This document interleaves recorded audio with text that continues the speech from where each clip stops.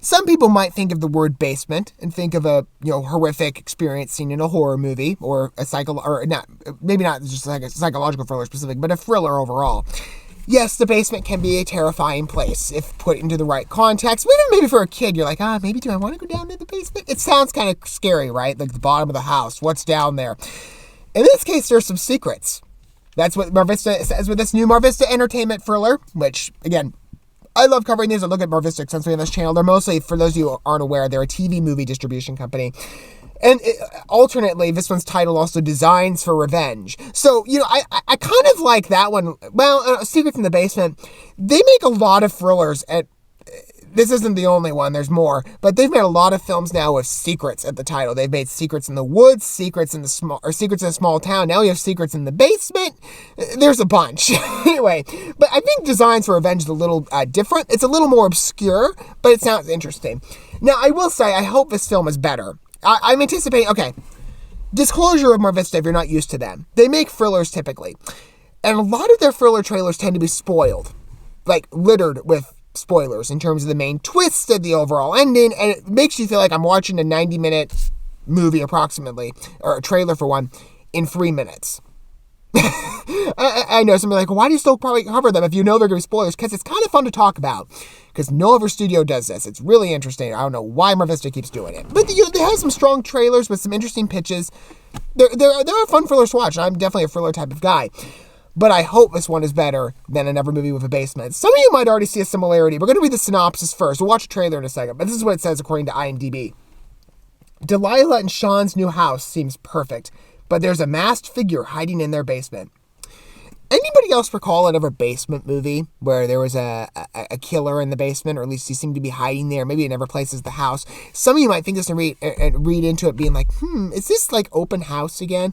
I sure hope this is better than that movie. Well, I was excited to watch it originally, based on the pitch. I'm like, oh yeah, kind of creepy house. Well, actually a nice house with a creepy figure inside.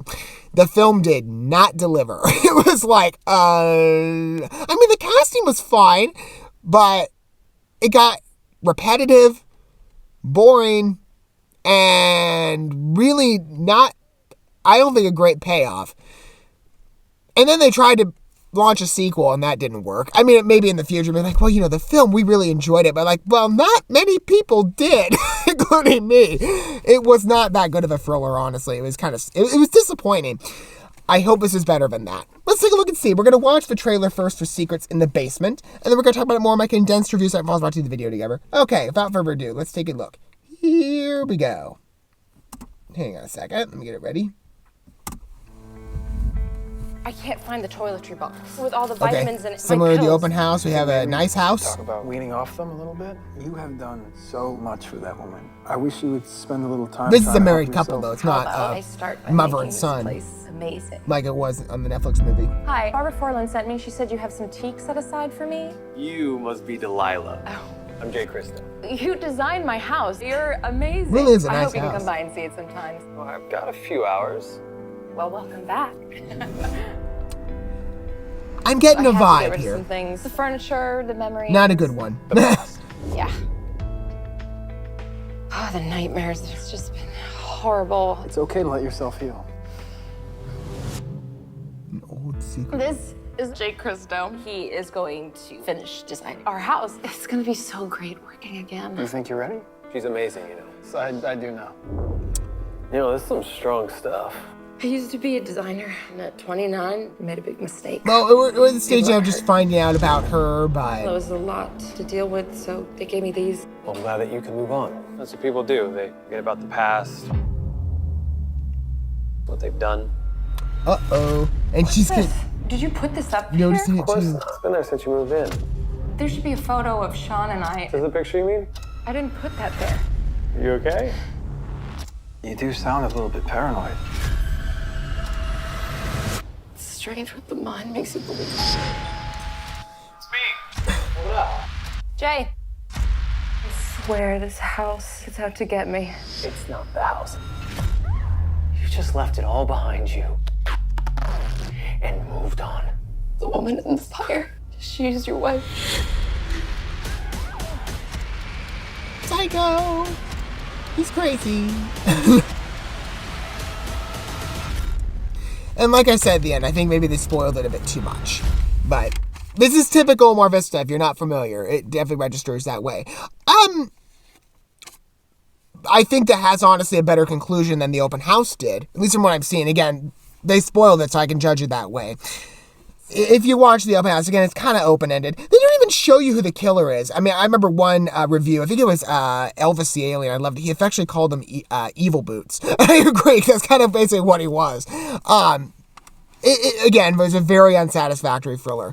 A lot of similarities here in the fact that they actually go to like an out in the woods type shop where the killer happens to be. Now in that case, it was Sheriff Adkins playing the shop owner, and he wasn't. So that there are differences in that regard. I think this one is a better summation than what was revealed in the Netflix movie. That was just not a strong thriller. But it's a nice house, and I do think the added layer of the trauma is interesting. I think the fact that you watch, well, wait a minute, did I get that wrong? Was the character a shop owner? No, it doesn't think he's a shop owner. Maybe just another customer. But again, the house actually, between the two, this one is much more modern.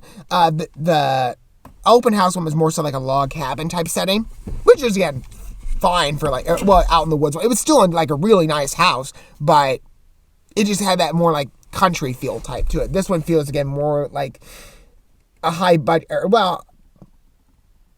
value house, if I must say so. But again, I like the psychological layer. Seemingly there's some trauma there. They have the pills that they show at one point. So it sounds like she's already, dealing with a lot of drama in her life.